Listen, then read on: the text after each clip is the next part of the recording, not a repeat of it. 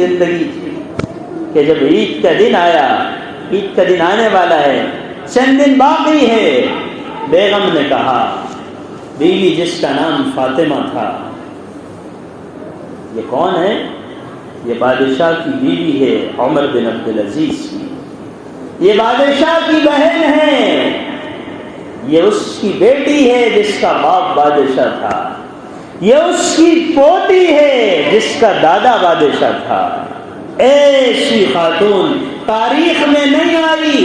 جب اس خاتون کا نکاح ہوا ہے اور عمر بن عبدالعزیز کے نکاح میں آئی ہے تو پورا بدن سونے اور چاندی سے لگا ہوا تھا، لیکن جب عمر بن عبدالعزیز کے نکاح میں آئی اور انہوں نے اسے موت اور آخرت اور موت کے بعد کی زندگی سمجھائی تو اس نے سارا کا سارا سونا بیت المال میں جمع کر دیا، سب سونا بیت المال میں جمع کیا، کیونکہ عمر بن عبدالعزیز نے کہا تھا دو باتیں ہیں، یا تو مجھے اختیار کر لے یا اس سونے اور چاندی کو بیت المال میں جمع کر تو مجھے اختیار کرے گی، اور اگر یہ سونا اور چاندی تجھے چاہیے تو پھر مجھ سے جدائی اختیار کر لے۔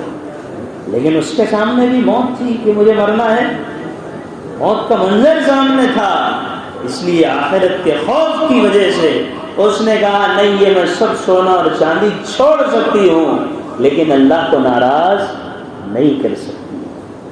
اب عید کا دن قریب تھا، معصوم بچوں نے کہا اما جان، عید کے موقع پر سب عمدہ نئے کپڑے پہنتے ہیں، ہماری بھی تمنا ہے کہ ہمارے لیے بھی نئے کپڑے بنائے جائے۔ عمر بن عبدالعزیز 3 بر اعظم کے بادشاہ، 3 بر اعظم کے خلیفہ، گرام پنچایت کے ممبر نہیں، 3 بر اعظم کے خلیفہ ہے، اور بیوی کہتی ہے عید کے دن بچوں کو نئے کپڑے دلائیے۔ عمر بن عبدالعزیز کہنے لگے کہ میرے پاس حلال تو ہے نہیں، حکومت کے خزانے میرے پاس ہے لیکن وہ میرے نہیں، امت کا مال ہے۔ کس کا مال ہے؟ میرے باپ نے جو کھیت چھوڑا ہے وہ صرف میرا نہیں، اس میں بہن کا بھی حصہ ہے۔ 50 حج کر لو، 40 4 مہینے لگا دو، وہ بہن کا حصہ یہ حج اور تبلیغ معاف نہیں کر سکے گی، وہ اسے دینا پڑے گا کیونکہ اس میں اس کا حصہ ہے، اس لیے کہ وہ جس باپ کے ہم بیٹے ہیں وہ بہن بھی اس باپ کی بیٹی ہے۔ امت کا مال ہے، امت کے مال میں سے میں تو دے نہیں سکتا اور حلال میرے پاس ہے نہیں، تو بیوی نے ایک مشورہ دیا۔ بیوی نے کہا ایسا کرو، 1 مہینے کی تنخواہ ایڈوانس لے لو۔ سبھی لیتے، آپ کی جو تنخواہ ہے بیت المال سے 1 مہینے کی پیشگی تنخواہ لے لو، اور اب جو اپنا 1 مہینے کا گزر بسر رہے گا نا، میں اس میں تھوڑا کمزوری کے ساتھ، ضعف کے ساتھ، تنگی کے ساتھ چلا لوں گی تاکہ بچوں کی تمنا پوری ہو جائے۔ انہوں نے کہا ٹھیک ہے، میں خط لکھتا ہوں۔ انہوں نے خزانے کا جو نگراں تھا عمر بن عبدالعزیز کا بنایا ہوا، اس کا نام مزاحم تھا، اس کو خط لکھا، کہا مجھے 1 مہینے کی تنخواہ ایڈوانس چاہیے۔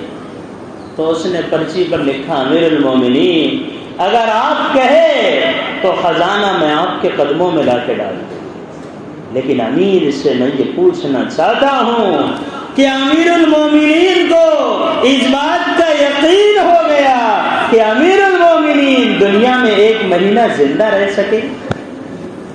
کیا امیر المومنین کو اس بات کا یقین ہو گیا کہ 1 مہینے کی تنخواہ ایڈوانس سے لے رہے ہیں تو 1 مہینہ زندہ رہ سکیں گے؟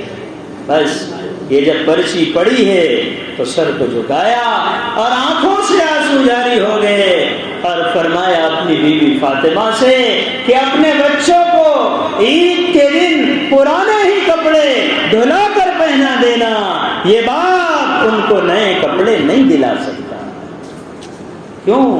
کہ مجھے زندگی کا بھروسہ نہیں ہے۔ آج کا مسلمان امام حسین کے نام پر سندل میں نہ ناچتا ہے، اور جنہوں نے ناچا نہیں، صرف جا کر کھڑے ہوئے، خدا کی قسم وہ دونوں بھی اسی طرح کے مجرم ہیں۔